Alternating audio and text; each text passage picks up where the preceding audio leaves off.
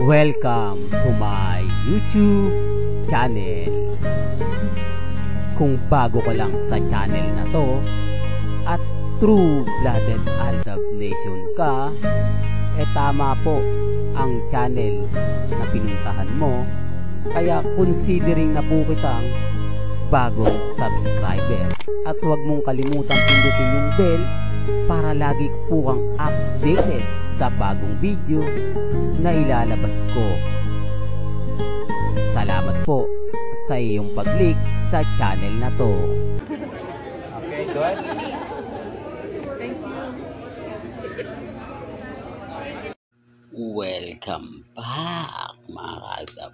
Panibagong update na naman po tayo mga kaaldab. Pero bago yan, siyempre batiin po muna natin ng Happy Mother's Day ang lahat po ng mga nanay na talagang itinaguyod ang pagiging ina sa mga anak. Kaya malugod po nating yakapin at sabihan ang ating mga nanay, mami, mama, kung ano man po ang tawag ninyo. Happy Mother's Day po sa lahat po muli ng mga nanay. Ito yung video mga kaaldab na kung saan mapapaisip po kayo. Kung saan nga po mga kaaldab, pinost na naman po sa social media. Ito yung pinapaliwanag ko madalas. Bakit nga po ba kailangan nila mag-update ng ganito na nasa South Korea si Mengay? Common sense na lang po sa mga hindi nakakagets, nakakaintindi sa mga pinapaliwanag ko na agad-agad nagre-react, agad-agad nagko-komento ng ganito, ganyan. Bakit hindi po si Mengay ang magbasag? Bakit hindi po si Mengay ang mag-post mismo sa kanyang social media account para matigil na nga po ang mga bagay-bagay na kumbaga may sabihin na natin mga kaaldab na komplikado para po sa mga taong malalapit sa pamilya Paul Corazon at pamilya Mendoza. May mga punto po lahat ang pinapahayag at sinasabi naman po ni Mr. Destiny na laging yung OOTD ng dalawa at mga kaganapan talagang sapul na sapul. Kaya nga sabi ko sa inyo yung video na yon na napanood nyo, kahit nga po ba yung kinuha? Anong araw, anong buwan? Hindi po ba? Malay nyo yung post na yan din yung araw na pumunta si Mengay at nanood ng Mission Impossible. Gaya nga po ng pinaliwanag ko, maraming kumakampi, maraming sumasang-ayon naman po sa mga sinasabi ko. Bagamat yung iba talagang bitter, talagang hindi po o ugali na po talaga nila na magsalita ng masasakit, maanghang, lalo na nga po kapag usapin ang aldab. Sabi ko nga po sa inyo, ako relax lang po ako, kampante lang po ako, hindi ako basta-basta nagpapa-apekto at syempre hindi ako basta-basta nagpapadaig. Lalo na nga po kapag alam natin na may mga bagay-bagay o punto na talagang relate nga po sa fandom. Yan ang pagkakaiba mga kaaldab na nakatuto ka lang kina Alden Richards at kay Mengay. Yung iba naman po mga kaaldab, syempre ang tututukan naman po talaga nila si Alden Richards dahil si Alden Richards talaga nakapokus po. Hindi po ba sa karir, sa ibig kong sabihin dito sa kumbaga momentum na ginagawa niya. Hindi po ba marami na po mga update si Alden na talagang kakaiba, gaya nga po ng time relo. Lagi niyang suot yan, lagi niyang pinopost. Anong ibig sabihin nga po ba ng oras? Hindi po ba sumasabay din po yan at ibig sabihin din po yan yung panahon? Sumasabay ngayon si Alden Richards sa panahon, mga bagay-bagay na sa kanya mo lang po talaga makikita at mapapanood. Kaya yung iba po mga kaaldab, hindi tayo gaanong nababasag. Hindi gaano silang nagre-react sa mga punto talaga naman pong mapapaisip ka. Mga punto na sumasalungat sa mga pahayag at siyempre sa mga sinasabi. Kaya nga si Mr. Destiny 101% relax na relax po tayo. Kampante tayo. Sabi nga nila, gaano ka ba tiwala sa mga nagbibigay sa inyo ng update? Gaano nga po ba mo pinagtitiwalaan yung mga taong hindi mo naman kilala? Yun nga po yung masarap doon, di po ba? Hindi kayo magkakilala. Hindi kayo magkakamag-anak, magkakaibigan.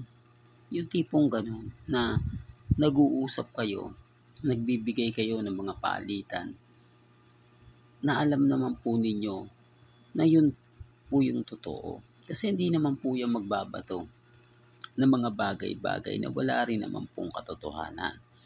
Hindi naman po yan magre-react. Lalo na nga po yung mga taong malalapit kay Mengay at kay Alden Richards. Sabi ko nga po sa inyo, kung napasama po kayo sa mga event na mga panahon ng Aldab Nation, yun nyo lang may intindihan yung sinasabi ko. Doon nyo lang po malalaman yung mga point na talaga naman pong nakakatuwa at nakakataba po ng puso. Pero gaya ng sinabi ko mga ka-Aldab, ako kampante lang ako. Relax lang po ako. Never po tayong nagpapatalo sa mga bagay na ganyan. Never po tayong sumusuko.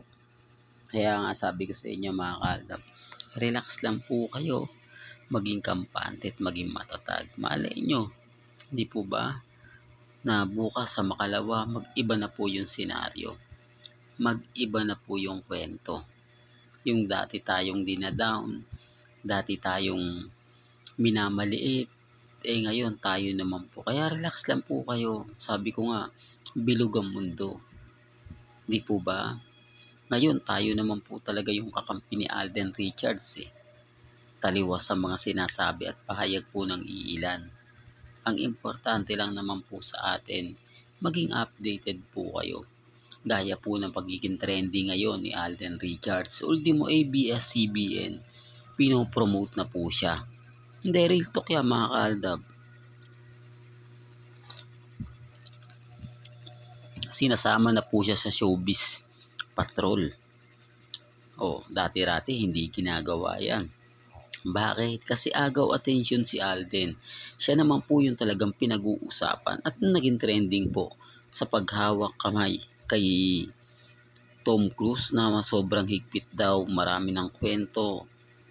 Napakaganda. Tapos alam nyo po ba ginawa ng GMA Network? Ipinost po yung bagong show ni Alden Richards sa Pinoy TV. Doon pa lang talagang halata mo na Di po ba? Nagamit po si Alden. Pero gaya ng sinabi ko, mas malaki kikitain ng GMA Network kung gagawa nga po sila ng teleserye na pagbibidahan ni Alden Richards. Kaya nga po yung iba na pinipilit po yun Siyempre gustong-gusto ng GMA. Kaya nga po imposible po na si Alden may project pa po sa GMA. Nakakontrata po kasi pipilitin kang gumawa ng teleserye. Pipilitin kang gumawa ng mga bagay-bagay na alam nilang kikita sila. Alam nila na yung pagiging Alden Richards mo na mainit, magagamit nila. Kasi alam nila sa bandang huli, di po ba, na kumbaga hindi naiingay yung pangalan ni Alden Yung tipong kapag pumukus na po siya sa pagiging direktor, doon nyo malalaman yung sinasabi ko. Ibig kong sabihin, mga Aldab, hindi na siya matunog dahil focus na sa pagiging direktor, wala na siyang pelikula. Kumbaga, yung endorsement na lang, doon nyo malalaman yung sinasabi ko na habang maingay ka, ito yung kasabihan din ng mga artista. Hindi po ba? Na habang sikat ka, tanggapin mo lahat ang mga bagay-bagay na offer na mas maganda, na alam mong pakikinabangan mo rin, na alam mong kikita ka rin. Pero taliwas po yung kay Alden. hindi niya ginrab yung mga opportunity na binibigay po sa kanya ng GMA Network. Yung tipong gagawa ka ng bagong project, eto yung kasama mo, sina Jenilyn Mercado, tapos may mga ganito ganyan pa, etc. Dadagdagan pa natin ng mga karakter na kumbaga mga Sparkle Artist Center, pasisikatin mo, yung tipong ganun. Sa isang taon, ilang beses po ba gumawa ng teleserye si Alden? Hindi, para lang po sa kaalaman ng lahat. Hindi po ba isa lang? Hindi po ba pulang araw lang ang ginawa niya? Although gumawa siya ng pelikula na hindi naman po daw kasama talaga yun. Ano lang. Kumbaga, pinahype lang ng ABS-CBN. Wala talagang plano at wala po talagang balak ang si Alden Richards sa pelikula ng Hello Love Goodbye o Hello Love Again. Hindi po ba? Kasi tinanggihan niya yun eh. Sinabi niya na ganito ganyan, etc. Kung meron po talagang project na ganun, kung may offer talaga kay Alden, sa tingin niyo po ba? The real talk to, sa tingin niyo po ba mag-aano yun? Sinasabi ko lang mga kaalda para lang po malinaw. Pinapaliwanag ko lang po sa mga taong ayaw pong maniwala. Nare-respeto ko naman po kayo at ginagala. Hanggang dito na lang po ang ating latest updates. Kaya kung gusto nyo pa po ng pinaka-latest at sariwang update, abay tumutok lang po kayo dito po sa channel ni Mr. Destiny para updated po kayo sa mga latest at sa mga bagong video po na ilalabas po natin maya-maya lang. Kaya kung bago ka lang sa channel na to at isa kang true-blooded Aldab Nation na nagmamahal kina Mengay at Soy, tama po ang channel na pinuntahan mo. Kaya consider na po kitang bagong subscriber. At huwag mong kalimutang i-share ang mga video po natin sa mga mami, sa mga titas, at sa mga senyor. Hanggang sa muli, salamat po sa panonood at pakikinig.